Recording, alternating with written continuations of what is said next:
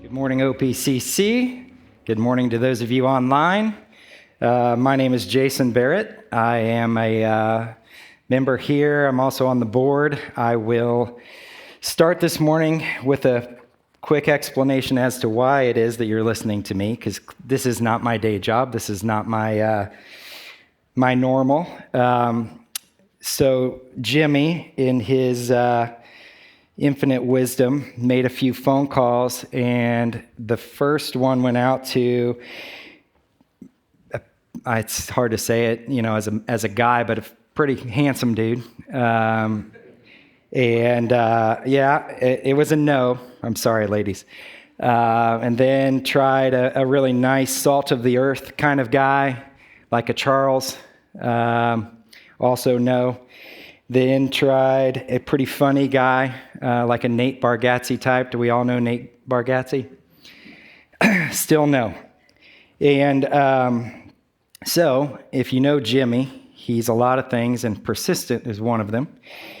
So when he called me the fourth time, I just decided, fine, I'll do it.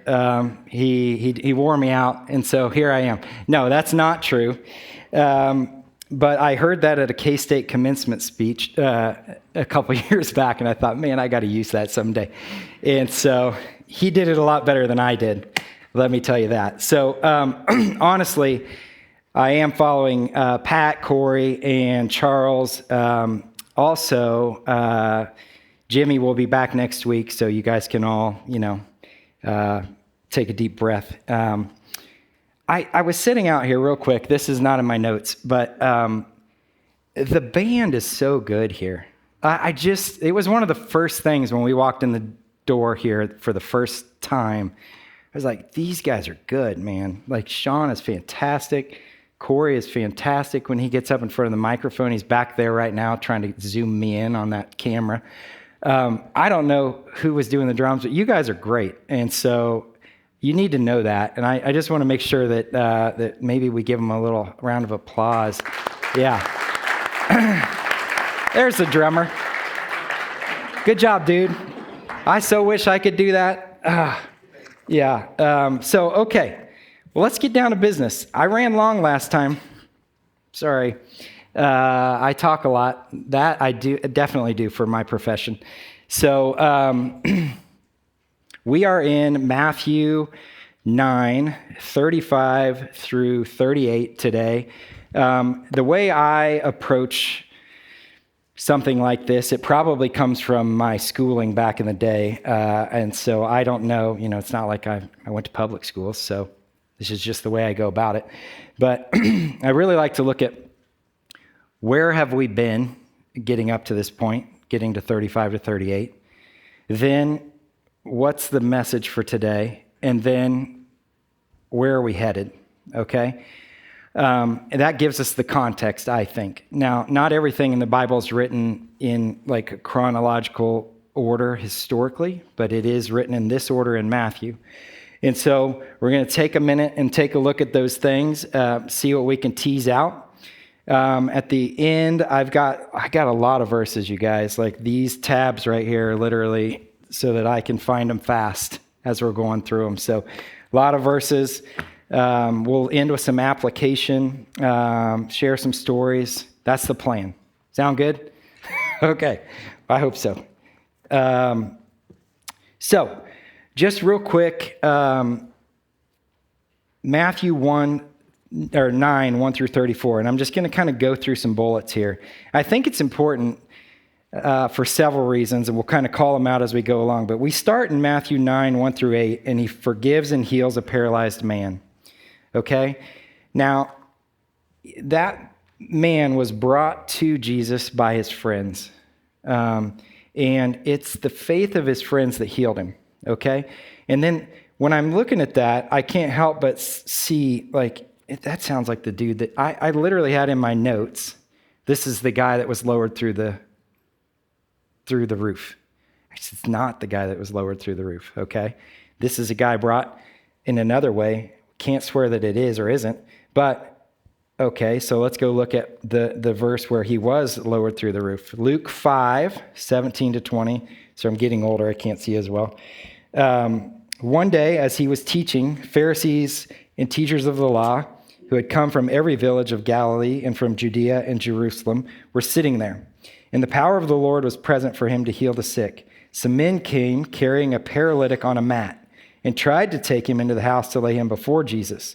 When they could not find a way to do this because of the crowd, they went up on the roof and lowered him on his mat through the tiles into the middle of the crowd, right in front of Jesus. When Jesus saw their faith, he said, "Friend, your sins are forgiven." That is Luke 5:17 through 20. The same story is in Mark, and I won't read it to you. Mark 2:1 through 5. Same story. One thing I'll point out, I guess, up front in this sermon, I saved it a little later in the last sermon. We're going to get some repetition here. Okay, we'll talk about why that's important here in a little bit. Then in verse 9, he calls Matthew. First of all, Matthew wrote this book, right? So he's the writer. And then he's telling us that he called Matthew. So he's telling us about himself. Now, his intro about himself was significantly more modest than my own, right? When I started this talk. So what does Matthew say about himself? It's in verse 9. As Jesus went on from there, he saw a man, just a man, named Matthew. So it was me, Matthew, sitting at a tax collector's booth. Now, I think we all know that wasn't like a really cool job. Still isn't. IRS, tax collectors, I won't name off other things in case people like that are sitting out here, but wasn't a wonderful job. But he says that's who he was. What's he do when Jesus calls him? He says, "Follow me," right? The very next thing, and Matthew got up and followed him. He just got up and followed him, okay? This is not my sermon today, but I think that's important because Jesus said to do something, and he did it. There wasn't a lot of thinking about it. Jesus is going to ask us for something here soon. Then he answers questions about fasting and new wineskins. I've always found the wineskin one fascinating. And fasting. We don't fast when we're with the bridegroom. Bridegroom's here, we don't have to fast. Jesus is here, we celebrate, right? That was the point of that. There's a time for everything. You guys remember Ecclesiastes, I think it's 3:1. There's a song about it, but there's a time for everything. And here in a minute, we're going to hear it's time for the harvest. Okay? So that's all leading up. Then he raises a girl. This is 18 to 26. Raises a girl and heals a bleeding woman. So the girl's mom asked Jesus to come and put his hand on her, and that would heal her. And he did it. And then a bleeding woman, if you'll remember, just simply reached out and touched his cloak, and that healed her, right? Mom's faith, the woman's faith. Then we get to the end. He heals two blind men, I say the end, 27 to 34. He asks, "Do you believe I can heal you?" And they say yes, and they're healed. So all this is getting to where we are now, okay? 1 through 34. If I look down through there, it's countless. It's over and over again. Faith, heal. Faith, heal. Faith, heal. Faith of the people, bringing the friend, healed. Faith of the mom, healed. Touch the cloak, healed. Do you think I can heal you? Yes, healed. Okay? Faith, faith, faith, faith, faith. So we're looking at just all of these examples of faith healing. The other thing I would point out here is Jesus' compassion was lived out long before it was spoken out. Like he's just doing all of these things. He hadn't said, "I'm going to." He's just doing them. And so his compassion was demonstrated, I see it's behind me, long before it was declared. Okay? So that gets us to where we are. So I'm going to read our verses today real fast. And we're going to get into them a lot more than this. But I want to read through them just to set the stage, set the scene of today. Go back through them real quick, and then we're going to start picking apart verse by verse. So we are in Matthew 9, 35 to 38. And by the way, I don't know if Jimmy's watching online, but when I heard these were my verses, I was like, 4 verses? 40 minutes, 35, 40 minutes. Ugh. And I had a hard time holding it to the time. So thanks, Jimmy. Also, when I first read them, this is one of those in the book where it's like got the little subtitle for you. The workers are few, is what mine says. People would say, hey, what's your sermon about this week? Harvest is plentiful, the workers are few. Oh, I know that one, So it did seem a little obvious to me as to what I'm about to preach, but hopefully we can tease something out of it. So here's what it says. Jesus went through all the towns and villages, teaching in their synagogues, preaching the good news of the kingdom, and healing every disease and sickness. When he saw the crowds, he had compassion on them because they were harassed and helpless, like sheep without a shepherd.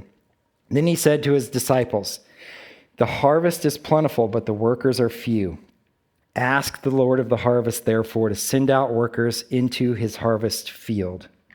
So he isn't just performing miracles in the first part. He's seeing people, and he's feeling very, very deeply, okay? And we're going to get into that more. So when you look at what is happening here in like verses 35, in verse 35, Jesus went. In 36, twice, he saw the crowds, and then he had compassion on them. So Jesus went, he saw the crowds, he had compassion on them. That's what we're really seeing here in like a nutshell. Okay, I'm going to sidestep here a little bit. It all ties together, I hope. I ended up getting the opportunity to take a trip to Turkey earlier this summer. And some of you knew this. I wouldn't expect most of you to, but Jimmy and I went over there in early June. So the way that went down was we were in an advisory board meeting earlier this year. I think it was January. And we were working on several things, but one came up was his sabbatical, which was a 7-week sabbatical this summer. And as part of that, we just had a conversation around, well, what are you going to do? Are you going to write? Are you going to read? You should take Abby somewhere. You should take Abby and the kids somewhere. Like, what do you got planned? And he had this idea come up for this trip to Turkey.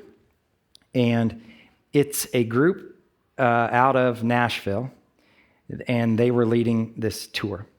A guy named Tommy Swindoll. And so it was people all across the country, some folks from Canada, a guy from Japan, of all places. And anyway, he was like, yeah, I'm thinking I might do that. Well, the meeting wraps up. Everybody leaves. I'm still hanging out for some reason. I don't know why.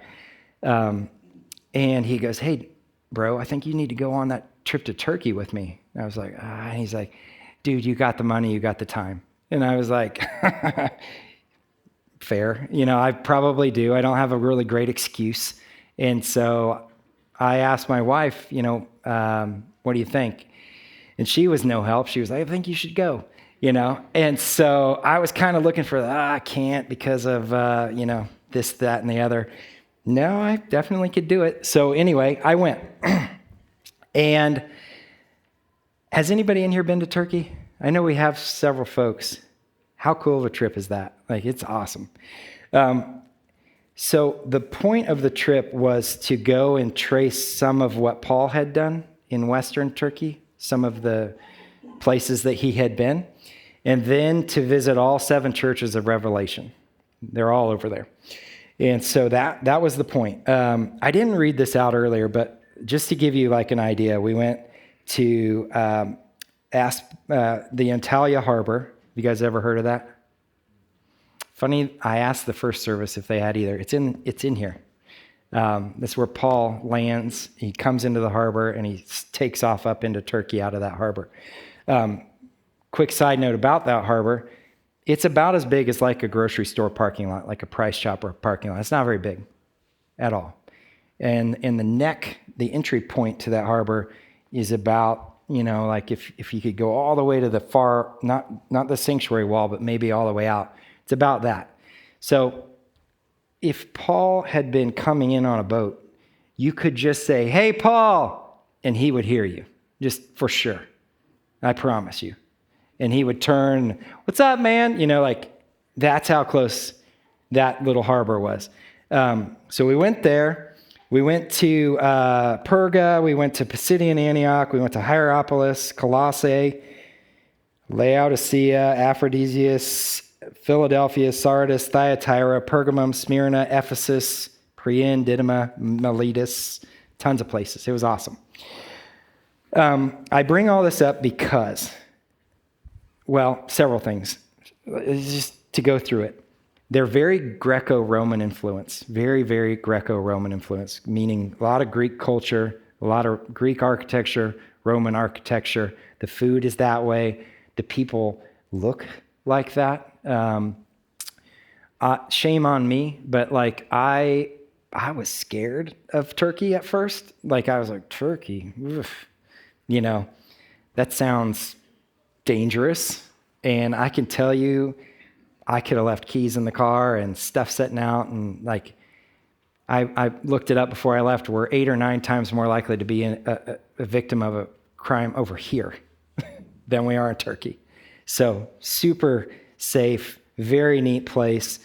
Also on a map, if you look at where Kansas City is, and you just go straight across, you get Turkey. So from a latitude perspective, no further north, no further south, straight across. And I think that's important because when you get over there, one thing that just stands out, it actually just overwhelms you, is just how much agriculture there is in Turkey. It's everywhere. Like, it reminds me so much of Kansas. I grew up in Topeka, a little different than here. We've got a few more hills over here in Kansas City.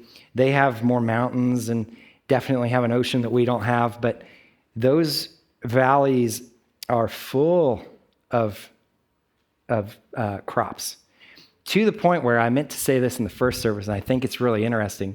When you're going through those little towns, and I'm talking like buildings going along, lots of people, congested,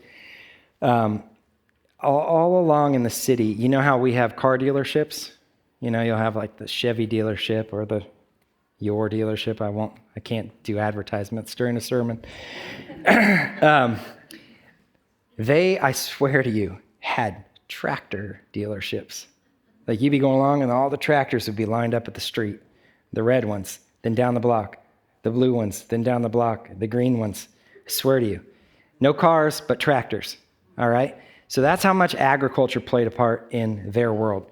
There was wheat, barley, tons of olives. I mean, olive trees everywhere. If they could stick an olive tree somewhere, they did. And then grapes, like lots of other things, but those are the ones that really stood out, was the olives, the grapes, and the wheat and the barley and that sort of stuff. So you can kind of see where we're going with that, right? And so fantastic people, fantastic food. The other thing I saw was there were just a lot of people.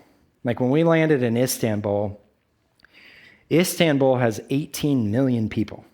I think New York, somebody's going to tell me, it's not the number, but I think it's 8-ish million. Like Istanbul was several big U.S. cities in one. I think they said it was like New York, Miami, and Philly all together. Tons of people. And then you get down into the countryside, still people everywhere. The thing that I would also say is, so there's literal harvest crops everywhere, but there's also like the figurative harvest of the people everywhere. And what I was pointing out to the last service is 5 times a day you will hear, I don't know what they're saying. I have no idea. But in the Islamic religion, the Muslim religion, there's a 5 time a day cry of prayer, time of prayer. 5 times a day. Good and bad news. Bad news, it's every day, 5 times a day, no relenting, every day. And you'll be in a town, you'll be standing here and you'll hear it go over here and over here. 2 different people, 2 different criers, or whatever they are. And another one, and it's in like stereo, and they're saying the same thing. It's like the same prayer. The good news, if you could call it that, nobody stops. Nobody acknowledges that I saw. Nobody does anything with it. So to me, that looked like a pretty ripe field. It also, unfortunately, kind of reminds me of America. Churches everywhere, crosses everywhere, and people just blowing right on by it, right? So when I see that, I have to think that's what Jesus saw back here. In chapter 9 is just loaded with Jesus seeing, healing, more. And so he saw the crowds, and he still sees our world like that today, I would have to think. And when he saw those crowds, he had compassion on them. So when I look at verses 35 and 36, and we're going to start there for a second and just kind of click off on those couple verses, and then we'll work our way through. 35 says, Jesus went through all the towns and villages, teaching in their synagogues, preaching the good news of the kingdom, and healing every disease and sickness. So he went through all of the towns and villages. Like, again, I'm going to bring Turkey into this a lot today, so bear with me. When we were over there are towns everywhere. Like, it's, I suppose, the same as here in a way. The other thing of interest is a lot of these towns are no longer inhabited. They are archaeological sites now. So for what it's worth, they were everywhere. And you're going along and you're in these archaeological spaces and you're realizing, oh, when he says all the towns, like that boy was putting in some work. Like the word all to me is like, oh my goodness, all the towns, that he was working hard. Teaching in their synagogues. Jewish religion says that if you have 10 married men in a location, a town, then you can have a synagogue. You need 10. So everywhere you go, there's a synagogue. And we saw them. Like, the way this tour would work is we'd get up 6:15 in the morning, no joke. Breakfast was at 6:30. We're on the bus by 6:50. We're in the first place usually like at 7:15. And we'd go all day long until about 6:30 at night. And you get off the bus and you got your little water backpack on, right? You know, and you get somewhere and there's some sort of like a cool thing, like an archaeological site. And you're like, dude, neat. Taking pictures. Well, then we'd sit down, very much like I think Jesus would have done in the day. We'd all sit down. And Tommy would preach a sermon about what this place had how it had significance in the Bible, what it means to us, what we do with that. I bet you 75% of the time we were in a synagogue. Like, of the places we would stop, we're in a synagogue. And those synagogues, just so you all know, if you've not been in one, you would have a place like this up front, and on either side of the main teaching pulpit, let's call it, would be a little carved out indention on either side of the wall. Both sides, I'm sorry. And those would hold the scrolls. Like, that's where the book of Isaiah would be there, or that's where book of Job, whatever. Those would be over here, and then they'd get them out and they'd teach. So every time you'd walk into somewhere, he goes, you know what this is? And yeah, it's a synagogue, okay? So I bring that up because here it is right here. He went through all the towns, villages, teaching in their synagogues, because they would have all had one. That's kind of what I'm trying to get to you. And then what is he preaching? He's preaching the good news of the kingdom, the good news of the kingdom. When I looked at that, like, it kind of sent me over to Mark 1:1, which, you're not going to see the good news right there, but it says the beginning of the gospel about Jesus Christ, the Son of God. What's the gospel? It's the good news, right? So Mark starts off with the gospel. Jesus is preaching the good news, his own news. What is the good news? What's the gospel? That God provided salvation through Jesus, his life, through the life, death, and resurrection of Jesus Christ. So Jesus is saying, here I am in all of these little towns, in all of these little synagogues. That's what he's saying in verse 35. And he's healing every disease and sickness. Now, I just went through several. He healed a blind man. He healed a woman who's bleeding. He healed a paralytic. So that's exactly what he's been up to. And he's basically summarizing everything we just read in the last 34 verses, everybody's other sermons. If we go on to verse 36, he says, when he saw the crowds, he had compassion on them because they were harassed and helpless, like sheep without a shepherd. So it was like I looked that up, compassion, the word compassion. And it's Greek. Of course, most all of this is written in Greek. And I'll try to pronounce it for you. It's splanchnizomai. Splanchnizomai. It's spelled, not that you would care, but splanchnizomai. And if you look that up, it said it's like to be moved to one's bowels. I know how that sounds. Hence, to be moved with compassion or have compassion. The bowels were thought to be the seat of love and pity. So what they were trying to get at in Greek, what they would understand in Greek, that we don't understand or have a word for in English with compassion, is they literally physically felt it. Like if I drug my hand across my arm, I could feel that. You would feel that. He felt it physically, compassion for all these people. They were just being harassed and they were helpless and they had no shepherd, and he felt it personally, physically. He felt that.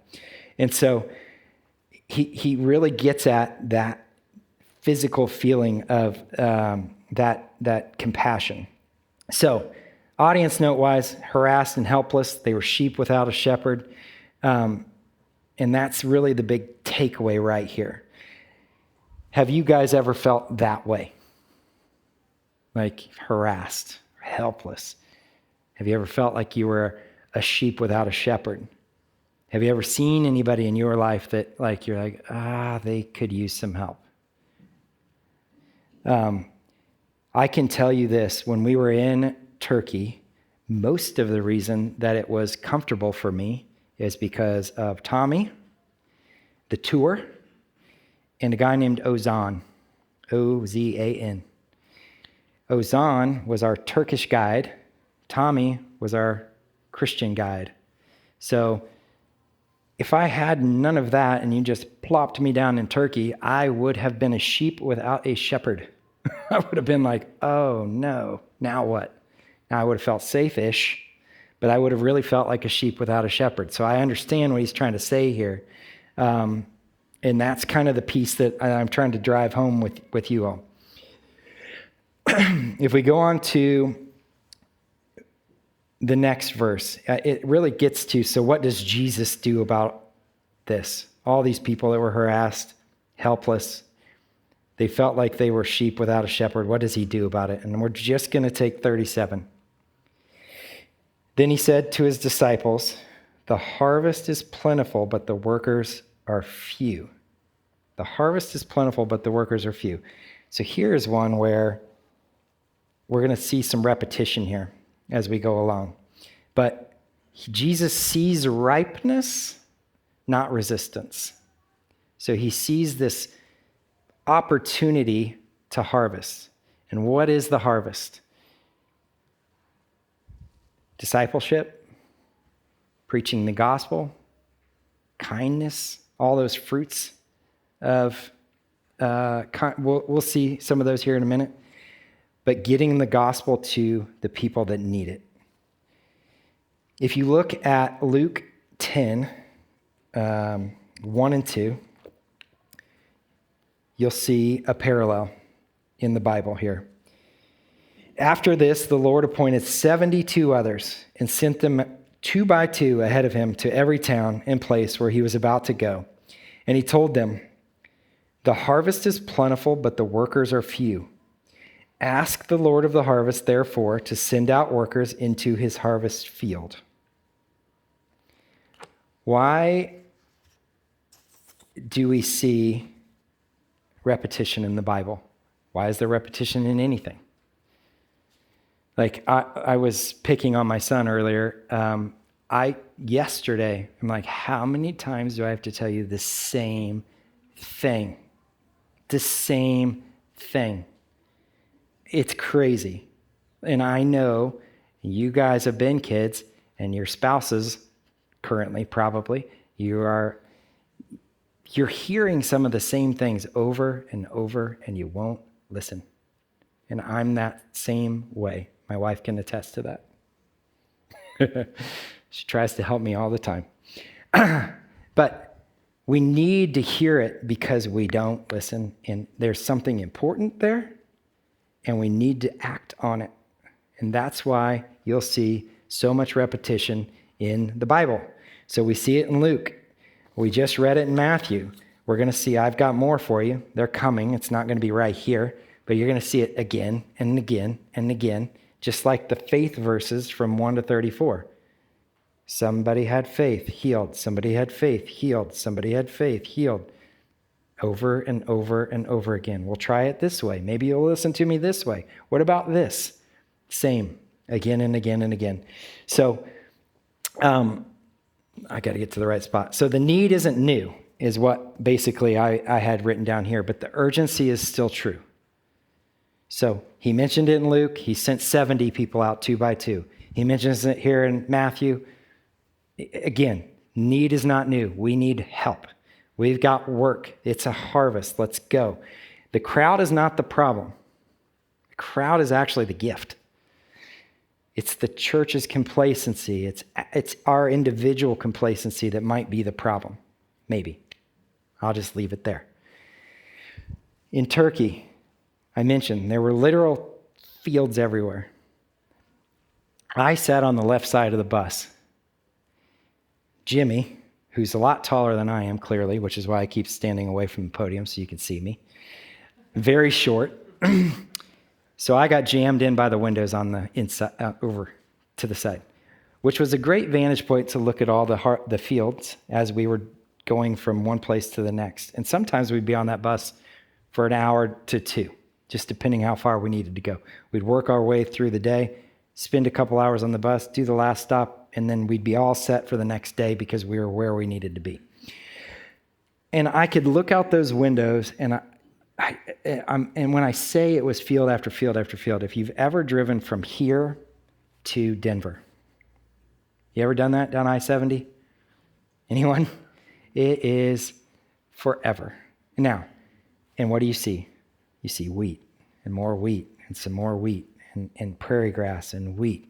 And like, that is how it is. You're looking at, it's olives and more olives, and then there's some grapevines and barley, and now that's wheat and back to olives. But what I bring up to you is, as I was going along, every now and then you'd see a worker, just one, maybe 2. And I would think, like, no way, man, that field is enormous. Like, maybe there's nothing to do. But if that, I knew I was preaching, and I knew I was preaching on this, and I was like, oh, I mean, Jesus is going, how about you use this? Maybe when you do that, here in a month or so, why don't you mention this? You'd see an older man, like he's all hunched over and he's doing his stuff. I don't know what and then you keep going, and it's an older woman, and there may be 2 of them, and they put stuff in baskets, and then you'd see like a guy like taking his lunch under like an olive tree, and like, oh my goodness, if that's not a perfect picture of what he's talking about here with the harvest and hardly any workers. That pretty much nails it. And then when you think about the figurative harvest of people, they're everywhere. And I suppose it'd be really hard to see a Christian missionary over there. And they kind of tell you, like, maybe be careful with that a little bit. But certainly there are a lot of people there. And that's a big field, a big opportunity to spread the gospel. And it sure looks like the workers are few. I can tell you that. And so I just leave you with that. Like, when we look at Turkey, what's that look like here? It's the same scenario. 38, I think, is really an interesting end to this section. He says, ask the Lord of the harvest, therefore, to send out workers into his harvest field. That's how he ends it. And the first time I read that, I was looking at that and I thought, okay. But I missed ask the Lord of the harvest. How do we do that? How do we go about doing that? The answer's, I had a nice little boy in the first sermon go like that. And I was like, yeah. And he nailed it. Prayer. That's right. His name's Dane. His aunt's here somewhere, right? The Foyles? Are they out in the... Oh, they're gone? First service? Okay, sorry. But anyhow, the Foyles, his little nephew. Prayer. That's how you ask the Lord of the harvest. You ask in prayer. And I was like, of course you do. Everything starts with prayer. Like, he's saying the harvest is plentiful, but the workers are few. So start with prayer. Let's start with prayer. You take this to God and you say, can you please send out workers into his harvest field? That's what we need here, God. He's instructing us to pray. Now, a little side note. When I was looking at this and when Jimmy had told me, okay, man, you're going to do these verses, 9, 35 to 38. I looked at that, I'm like, to me, like, this is an obvious kind of a sermon, I think. Like, hey, there's a huge harvest. We don't have enough workers. I could stand up here for 30 minutes, kind of go through that. But that seems like I'm going to be like droning on and on. Thankfully, God has given me other things to discuss. But I was looking at that and I thought, dude, you don't have like more you want me to do? Because like I could go further, And thankfully, he made me stay here. Not Jimmy, but God. And so I was kind of like trying to get cute with this. I was thinking like, what's every other pastor who does this for a living, what did they miss that only old Jace could pull out? That's what I'm sitting there thinking, like, what's that thing like I could pull out? And you guys would go, that's genius. That's genius. I never thought of that. I was going to lunch with my older two boys last week, and they were asking me, what's the sermon on? And I said, the harvest is plentiful, the workers are few. And I mentioned I was trying to think of a cool twist. And to the credit of my oldest son, who is in Seattle this weekend, but anyway, he goes, Dad, I think it's probably best to just think about like, what was the author trying to say to the reader? And what was Jesus trying to say to the reader through the author? And maybe just leave it at that. And then maybe talk about the applications of that. And I was like, dang, yeah, okay. That is probably the right way to go about it. He should be up here, not me. And so, that is hopefully what I'm doing today. However, this is not the twist at all, but I do think something that might be missed, just not by other people, but just by like me as reading it the first time. God doesn't need us at all. Like, he's inviting us. He's saying, you're welcome to help with this. You should help with this. Like, but I don't need you. Like, what does he say about the tithe? You should do it. I am asking you to do it. I'm telling you, you need to do it. It's a tenth. I don't need it. What's he say about taxes? He says, who's on that coin? It's Caesar. So give to Caesar what is Caesar's. I don't need it. I came up with this whole idea of money anyway. Like the harvest, I created that for you guys.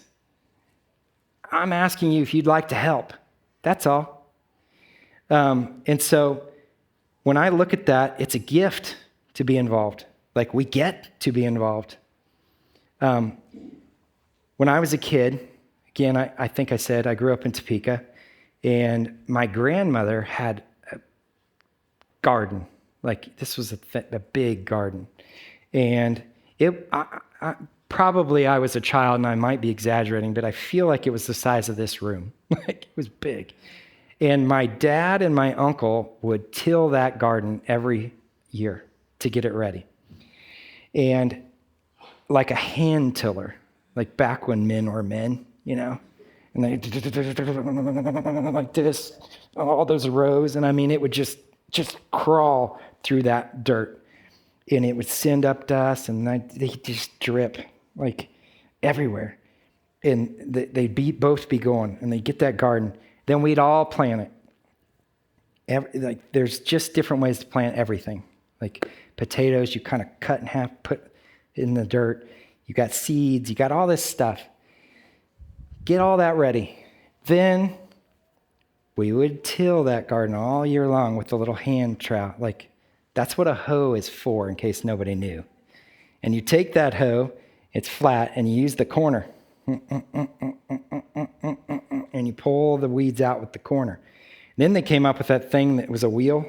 You guys ever seen that spiked wheel where you like that, up and down those rows?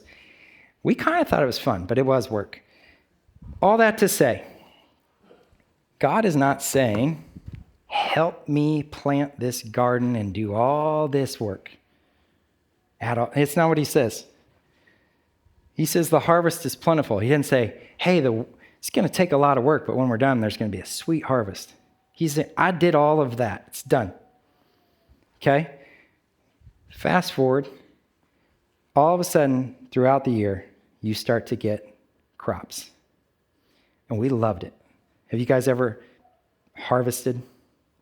Like, pulled a radish out of the ground? That's the most, satisfying thing in the world. You just grab that thing and poof, there's this whole radish right there. And you're like, what? Or digging potatoes. Has anybody dug potatoes? Yeah. Man, this is like a lost art. You put the shovel in the ground, and it's just they're just nodules on the roots. They're like nodules. And so they just pull up, and they just hang there like balls on a plant. And you pull them off. And that's how you get your potatoes. We would, every year, we loved it, man. What is ready to harvest now, Grandma? We could go pick some radishes. Well, what if we went and got some of those snap peas, green beans? I mean, she had everything, carrots, fruit. I loved the fruit. We had blackberries, raspberries, strawberries. We had mulberries were wild trees. I loved the mulberries. But asparagus, all of it. Pumpkins. So at the very end of the year, we'd pick our pumpkins. We had our own pumpkins. We didn't have to go pay a grocery store for them. She had them. Watermelon. You guys know how to know when a watermelon's ready? You thump it. You're listening for a hollow like that. I learned that from my grandma. I loved to harvest. The harvest was the fun part. And so when I look at this, I think too many people read this as work, because we hear the workers are few. This is going to take some work. That's not work. Man, I'd have knocked you over to go harvest. If you made me stay in the house while they were doing that, I'd have been so mad. And then when we got it done, man, we got to eat it. I wasn't a huge vegetable guy. I still am not.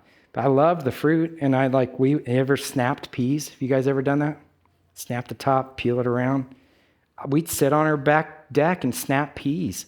Talk, slap flies with a fly swatter. It was so great. That's the fun stuff, man. And so when I see it in here, I think people miss it. They go, it's a lot of work. You ever see anybody do that? Oh, it's a lot of work. I don't know. He just says work. He says it's workers.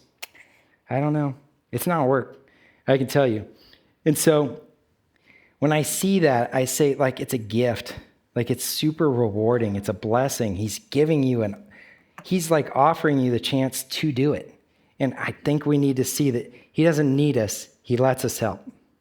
And so a little side verse here. It just happens to be that I think God still talks to us all the time. Now, I think we'd be run out of town if we said, I'm going to write this down and maybe you guys could add it to that book. That would probably not go so well. But I do think God talks to us a lot. And I get these little things here and there. And I just had this feeling yesterday as I was working on this sermon. And let me tell you, he has had me lit up since about yesterday at noon. I couldn't sleep last night. This looks like I'm just jazzed on coffee. That ain't coffee. This is just him. Get it out. Say all these things. And I just sat there and I was like, what is tomorrow's verse? I have this calendar that we, every day, it's in our kitchen bathroom. And it's like, I'm going to go look. So I go in the bathroom, flip that calendar over. It says, to today's verse, just because I thought, I wonder. But the fruit of the Spirit is love, joy, peace, long-suffering, gentleness, goodness, faith. It's Galatians 5:22, and that's a King James version. Why is it fruit? Why on the day I'm talking about harvest? Why on the day I'm talking about blackberries? I don't know. You guys may go, he's crazy. Just keep talking. Let's land this plane. I don't know. I'm just going to tell you that's what today's verse is. And so, interesting to me. So, real quick, where does this thing go from here in Matthew? The very next thing that comes is Matthew 10:1. He called his 12 disciples to him and gave them authority to drive out evil spirits and heal every disease and sickness. And then he goes on. Here's who they are. Here's what to do. Blah, blah, blah. So what I forgot to mention earlier is his compassion early on was lived out. Long before he spoke it out, he was doing it. And then he spoke it. Over here, he speaks it, and then he lives it out for us just in case we missed it. So, hey, the harvest is plentiful, the workers are few. Watch me. You 12, you. Go. Go. This is what I want you to do. So immediately he does the thing, just like Matthew. Immediately, he's off and running with the very next verse. So he calls those 12 disciples. He gives them the authority to go and do these things. He doesn't just talk about the harvest. He sends out his followers. Same thing with us. He's equipping us for what we need to do the work. So he calls those disciples. He equips those disciples. He sends them. Right away. And I got to leave that alone because that's probably Jimmy's sermon next week. And I got to stay off of his row, if you know what I mean. So, I did mention earlier that there are parallels in the Gospels and all over the Bible, quite frankly. It goes back to God knows people, just like me, need repetition. So let's get some out in the open. John 4:35. He says, use these. Do not say 4 months more and then the harvest. I tell you, open your eyes and look at the fields. They are ripe for harvest. This is in John. Can I side note here? I'm sorry. We were in Ephesus, in Turkey. Major port city, huge. It's a who's who of history. Alexander the Great had been there. Marcus Antony had been there, who was married to Cleopatra. They honeymooned there. Paul was there. We think that Barnabas, John Mark, several of these folks were there. John, who we're just now reading, was there for a long time. If John was there, this is the one that just, if John was there, who else was there? Does anybody know? They asked that. And I was like, we start spouting off. Mary would have been there. Why? Well, this is your son, this is your mother. After his crucifixion, John would have taken care of Mary. That is where John was. Mary would have been there. And so one of the very first churches to Mary is in Ephesus. You can see it. It's very cool. So I don't know, something about that. Just when you're in these towns, you guys, we were on a path at one point where Paul would have walked from that port in Antalya to Perga through a path. We were on a path no wider than this center aisle, and kind of like little mountains here and here. I'm talking like a path. You can't deviate either way. And you can still see the old Roman stones from the Roman road underneath it. But it's the grass is over it and stuff, and you got to kind of be careful. If that's not wild to you, that's wild to me. Paul has been right here, plus or minus 2 feet. Not like, he's been right here. Somewhere in that, all the way through there. We know that for sure. Then we get to Ephesus. Kind of one way in, more or less, unless you come from the sea. One way in, main city gate. You know he would have come in here. John would have come in here. Mary would have come right through here, like those doors. Right through. They're living, breathing people. They lived there for years, right? And it just drives it home to you. And so anyway, let's keep going. I'm sorry. 1 Corinthians 3, 6 through 9. 1 Corinthians 3, 6. I'm sorry, my little eyes. I planted the seed. This is Paul. Apollos watered it, but God made it grow. So neither he who plants nor he who waters is anything, but only God who makes things grow. The man plants and the man who waters have one purpose, and each will be rewarded according to his own labor. For we are God's fellow workers. You are God's field, God's building. To me, this verse right here pretty much sums up what I'm trying to say today. Like, it's God doing all of these things. He doesn't need our help. It's God that makes things grow. But he's giving each man the chance to water, plant, be rewarded according to their own labor. Rewarded. Is our rewards bad? Sometimes, but not in this sense. It won't be. And they're going to be rewarded for their own labor. Secondarily, we're God's fellow workers in God, and we are God's field, God's building. I thought that was really interesting. Then if you look at Galatians 6:9, and I'll kind of try to go quickly here. 6:9, let us not become weary in doing good, for at the proper time we will reap a harvest if we do not give up. I'll just stop with that. So don't stop before the harvest comes or before it's complete in our situation. Again, we were in Turkey, and I brought a book. If anybody wants to thumb through this, they sent this to me after we got home. And you can see right here, it's very hard to see it, but it's a huge stadium in a city called Aphrodisias, which is where we get aphrodisiac, which is where we get Aphrodite. It's named after her. And that stadium right there, it could hold 30,000 people. And it's 270 meters long, and it's 59 meters wide. And we don't talk about meters in America, but suffice it to say, it's huge. It's enormous. They had chariot races in there, gladiator fights, track and field. That's the whole point of this stadium. And I bring this up because one of the coolest things we did on that, several cool things, but a cool thing, we were at that place, and we were literally setting up in the top rows by a tree. And Tommy, the guy, started picking people out. He just started saying, okay, Pat and Jason, and give me Dan, and let's take Stephanie, and you guys come here.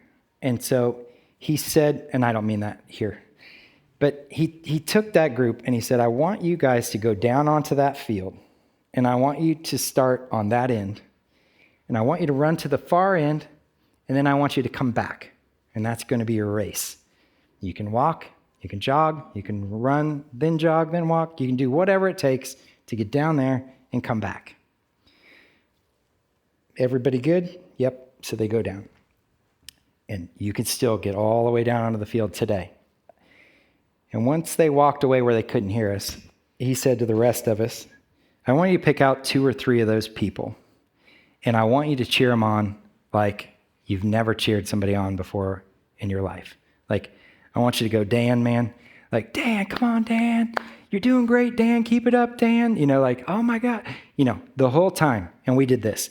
And so all these people have picked out everyone down there. Everybody's got like these cheerleaders going. And they all ran that race. And so when I read this, let us not grow weary, it made me think of that day, because everybody could take that race at their own pace. And everybody went and everybody finished. And some people there, of course, were like two guys that were trying to, we're trying to beat each other, all right? And then you had the walkers. We literally had a guy who had a knee brace, and he did the whole thing, all the way down, all the way back with a knee brace. And we're just laying it on thick.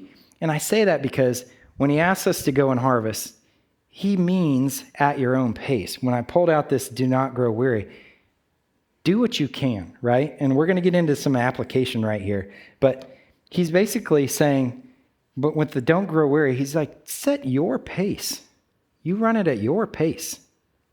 I'm not asking you to go blazing fast unless that's what you want to do, right?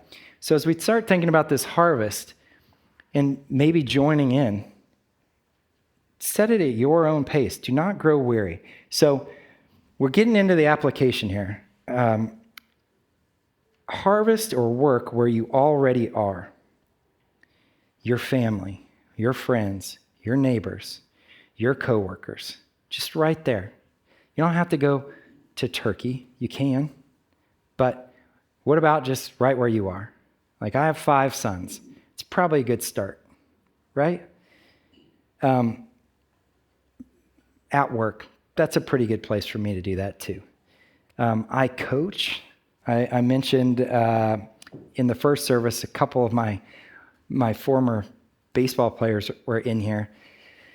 From the time my oldest was about 4, he's now 23, until 4th of July this year, I coached. So about 19 years, either baseball, wrestling, any number of things, sometimes both, kids club, any number of things. And I can tell you that was some of the most rewarding time for me.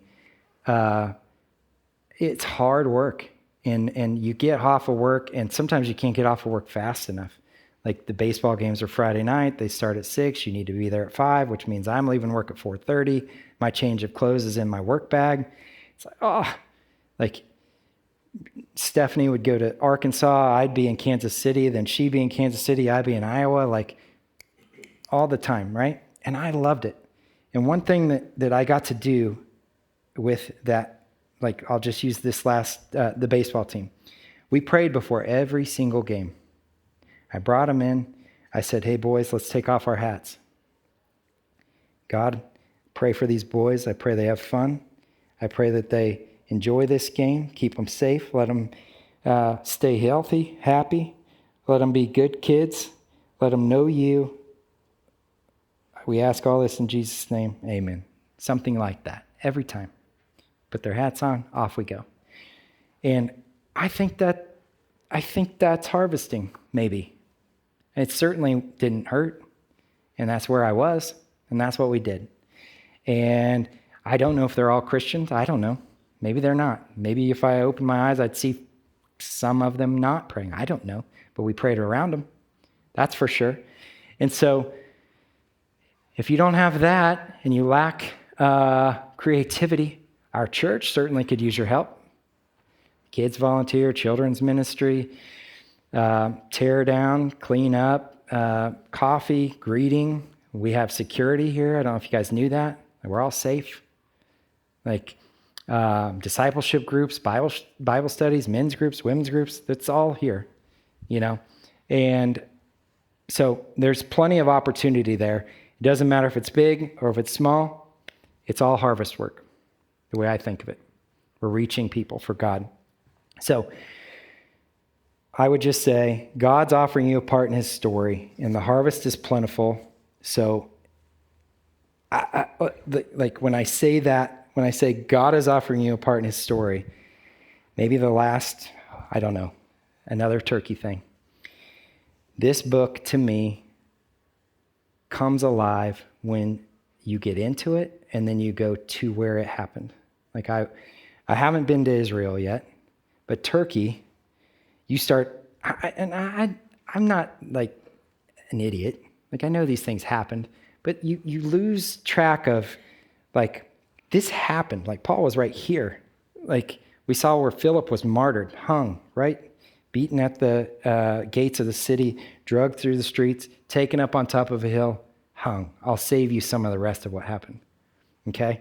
It's right here, Mary here, John here. Everyone's here. Like, these are real people, but they become a part of the story. And God is saying, do you want to be a part of the story? If you do, I'm offering you the chance to harvest. And if you need an example of who has harvested, look at 10:1 and just start in. Here are 12. I'll add you to the story too. I'm asking you if you'd like to be a part of that. And so when I look at that, I just think like, how do we get out there and do these things that he's asking us to do? So the harvest is his, but the hands are ours. That's the big idea for today. The harvest is his. We just saw that in 1 Colossians, right? Where it's his work, his fields. We know that. But the hands are ours, and the gift is from him to be a part of that, right? And so when I look at that, I start to think like, is he sending you? Are you the worker he's asking for? Do you feel that? Is he moving in you to say, I'm talking about you? And you might already be thinking about the thing that he's talking about to you. Like, what is that thing? Yeah, I know.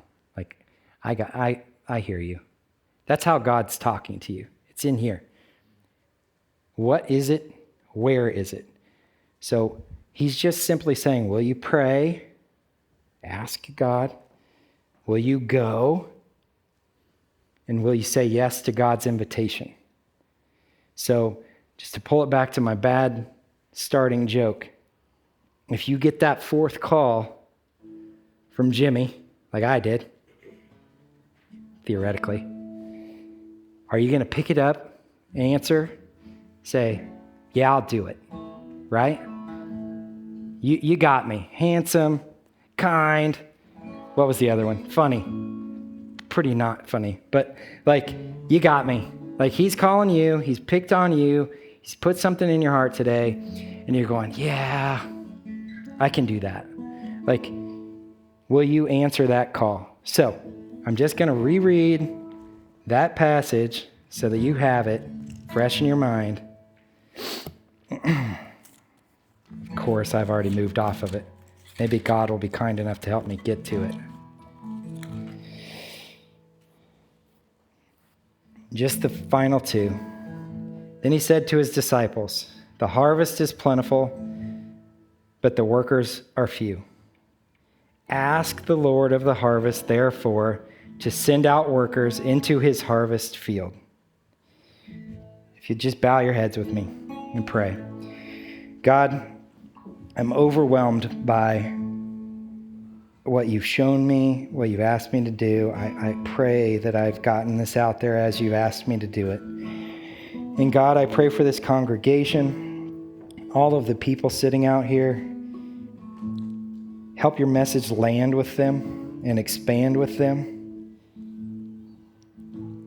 Help them understand what it is that you're asking, what you're offering. And God, let them see your plan.